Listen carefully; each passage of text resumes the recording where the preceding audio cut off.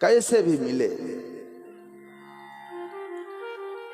शास्त्र तो कहते हैं कि ब्राह्मणों ही मूल संध्या, 11 गायत्री माला न करे तब तक किसी क्या भोजन न करो। भोजन करोगे तो वो तुमको डाइजेस्ट नहीं होगा। भाई आप लोग दान करते हैं तो दान पचाओगे कैसे? गायत्री जप करो, संध्या करो, हवन करो, तो दान लेना तो अच्छा लगता है, लेकिन उसका फल बहुत बड़ा जाता है। अगर तुम्हारी पूजा पाठ ठीक नहीं है तो फिर उसको पचाना कठिन है। तो आज राजा अंद्रग ने जब अपने हृदय की पीड़ा ब्राह्मणों से कही कि महाराज हम एक गाय के बदले 100 गाय दे देंगे, ब्राह्मणों ने कहा नहीं, हमारा श्राप है कि तुम गिरगिट बनो। और उन ब्राह्मणों के श्राप से मैं गिरगिट बना। प्रभु आज आपका संग मिला और हम मुक्त हो गए।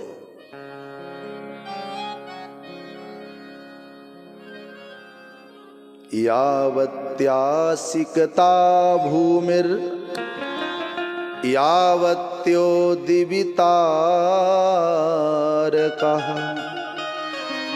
यावत्यो वर्षधाराश्च तावरीरददामगः। गगन में जितने तारागण होते हैं उतनी गायों का दान किया राजा अंद्रग ने।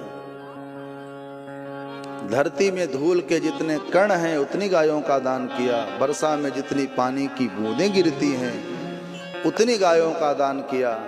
लेकिन दान में अगर अभिमान आया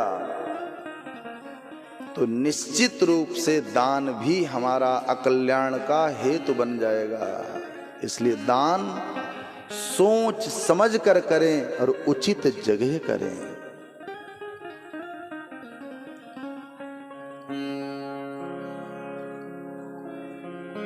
दान सर्वोत्तम है। सुखदेव जी कहते हैं कि कलिकाल में सत्यम नास्ति तपः शौचम दया दानम न विद्यते। दान न विद्यते, लोग दान करने में रुचि नहीं रखेंगे।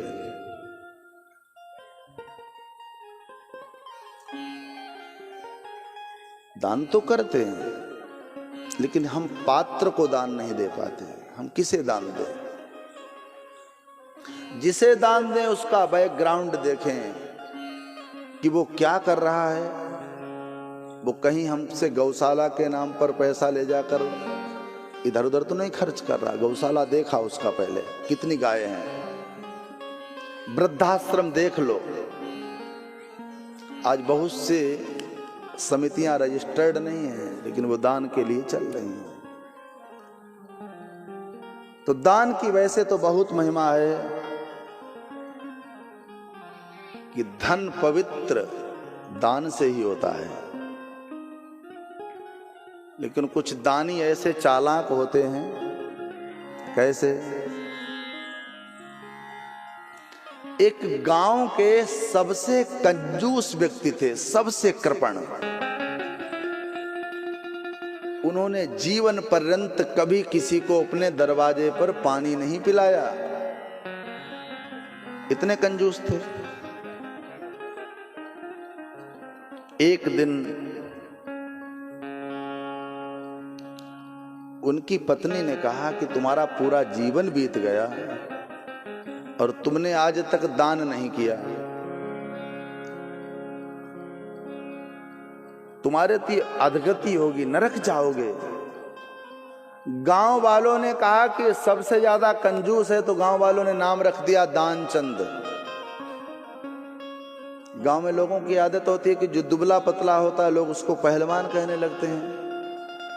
तो वो सबसे ज्यादा कंजूस था तो उसका नाम रख दिया दानचंद। उसकी पत्नी ने कहा कि तुमने दान तो किया नहीं लेकिन लोग तुमको दानचंद कह रहे हैं, तो कुछ करो दान। उसने कहा जीवन में मर जाएंगे, 1 रुपए का दान नहीं करेंगे। पत्नी ने कहा तो गंगा ही नहाओ, कल कार्तिक पूर्णमासी है, गंगा नहा के आओ। उसने कहा कि गंगा नहाने जाएंगे तो 20 रुपए टेम्पू वाला लेगा।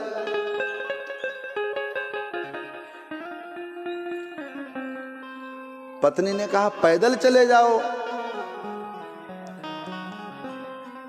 लेकिन गंगा नहा करके आओ। देखो कान अगर कथा में लगाए रहोगे तो कथा समझ में आएगी नहीं, कथा बाउंसर कर जाएगी। पत्नी ने फिर आग्रह किया कि अच्छा ठीक है, ऐसा करो दानचंद जी, तुम पैदल जाओ गंगा नहाने।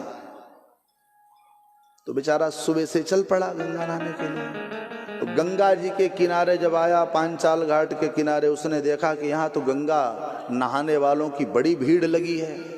फिर देखा 2-4 पंडा पुजारी बैठे हैं, ये तो दान ले रहे हैं। इसने कहा हम यहाँ नहीं नहाएंगे, नहीं तो ये पंडा पुजारी जबरदस्ती दान लेंगे।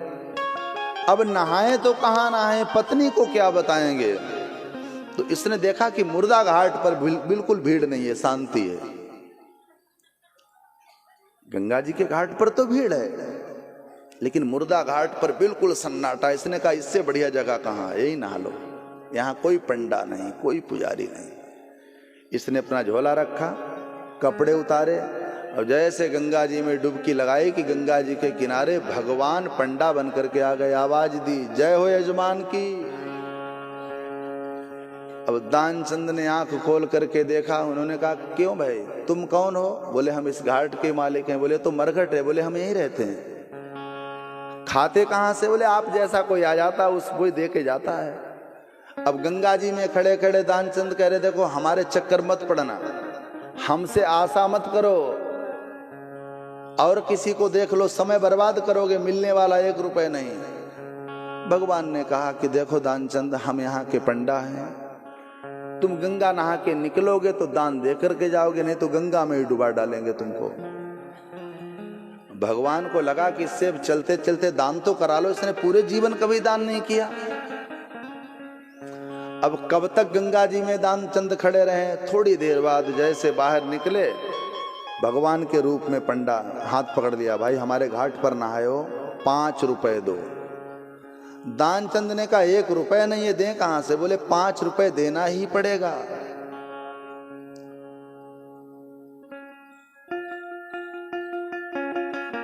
दानचंद ने कहा कि हमारे पास कुछ है ही नहीं। पंडा ने कहा उधार कर लो, हम चैत बैसाख में आएंगे ले जाएंगे। दानचंद ने कहा ये ठीक है, तुम 10 रुपए का संकल्प करो, उधार कौन कहां आएगा। और दानचंद ने गंगा के किनारे 10 रुपए का संकल्प किया और घर आए। घर में घुस पाए, वो तो भगवान थे, वो तत्क्षण द्वार पर खड़े हो गए पंडा के रूप में, यजमान जी की जय हो। पत्नी निकल करके आई बाहर, महाराज कौन? बोले आज तुम्हारे पति गंगा नहाने गए थे तो हमारे घाट पर 10 रुपए उधार करके आए, हम पंडा हैं। पत्नी घर आई, अरे दानचंद जी, वो पंडा जी आ गए हैं जहां तुम गंगा नहा करके आए थे। दानचंद ने कहा यहां तक आ गए? बोले आ गए। बोले अरे गजब, कैसा पंडा? पत्नी को कह दो कि बीमार हैं। पत्नी गई, महाराज क्षमा करना, हमारे पति दानचंद जी बीमार हैं, 103 फीवर है। पंडा ने कहा कि हमारा यजमान बीमार है, तुम जाने वाले नहीं छोड़ करके, देखो हालत खराब हो यजमान की, और हम चले जाएं, जब ठीक हो जाएंगे तब जाएंगे, तब तक यहीं बैठे। पत्नी ने कहा महाराज, उन्होंने कहा है कि जब यजमान ठीक हो जाएंगे तब जाएंगे, यजमान पर दुख आए तो आचार्य को छोड़ के नहीं जाना चाहिए। दानचंद ने कहा कह दो जाकर के मर गए। पत्नी बहुत तेज रोते आई और दानचंद ने प्राणायाम करके श्वास चढ़ा ली। पत्नी ने कहा रोते रोते, महाराज अब सब कुछ हमारा नष्ट हो गया। क्या हुआ? दानचंद जी चले गए, इतनी तेज बुखार। बोले अब चले गए, बहुत तेज। पत्नी रो रही है और दानचंद जी समाधि लगाए, श्वास चढ़ाए, लेटे। भगवान ने पंडा के रूप में कहा कि अरे चिंता न करो, तुम घर में अकेली हो, अंतिम संस्कार करके जाएंगे। अब दानचंद को लगा कि हम तो जीवित हैं, सांस चढ़ाए। भगवान ने पूरे गांव में सूचना कर दी कि देखो दानचंद बेचारे अकेले थे, पत्नी अकेली, असहाय, बेटे बेटी है नहीं, चलो हम सब मिलकर के अंतिम संस्कार करें। तो भगवान आए और सब अर्थी अर्थी तैयार की। गांव वाले जब दानचंद को अर्थी लिटाने लगे तो दानचंद की पत्नी कहती हटो हटो, ये मरे नहीं हैं। तो भगवान कहने लगे तुम्हारा मोह है, लोग ऐसे कहते हैं कि अभी ये गए नहीं, ये चले गए।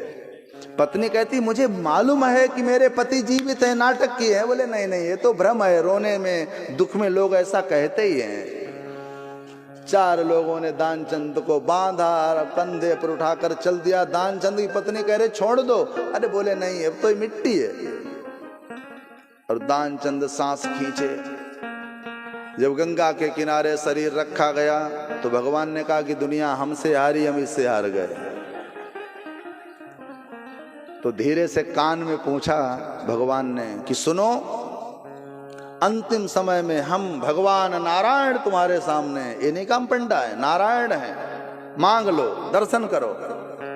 दानचंद ने कहा दान कुछ नहीं किया, भगवान के दर्शन फ्री में मिल रहे हैं। और जैसे दानचंद ने आंख खोली तो पंडा, फिर आंख बंद कर ली तो भगवान कहने लगे कि हम भगवान ही हैं, अब तुम मांग लो कुछ। दानचंद को कहा कि जो काम करे नंबर 1 का काम करे। चोरी करे तो नंबर 1 का इंडिया टॉप चोर बने, बेईमान बने तो प्रमाणित बेईमान, लोग हर बच्चा जाने की बेईमान है।